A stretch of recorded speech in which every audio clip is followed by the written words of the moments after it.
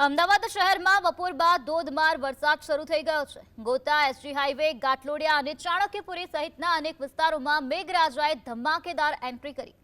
ભારે વરસાદને કારણે રસ્તા ઉપર પાણી ભરાવાની શરૂઆત થઈ છે અને વાહન વ્યવહાર પણ પ્રભાવિત થયો છે। તંત્ર દ્વારા નાગરિકોને સાવચેત રહેવા અને બિનજરૂરી ઘર બહાર ન નીકળવાની અપીલ કરવામાં આવી છે।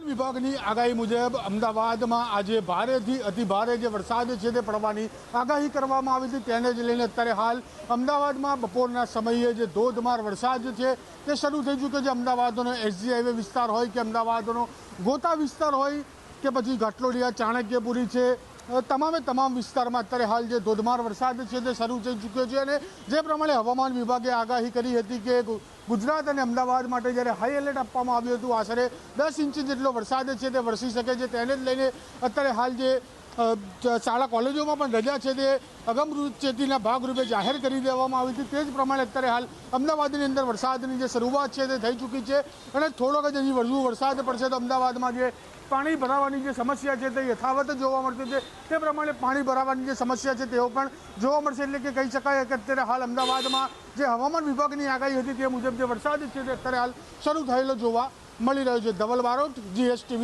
અમદાવાદ।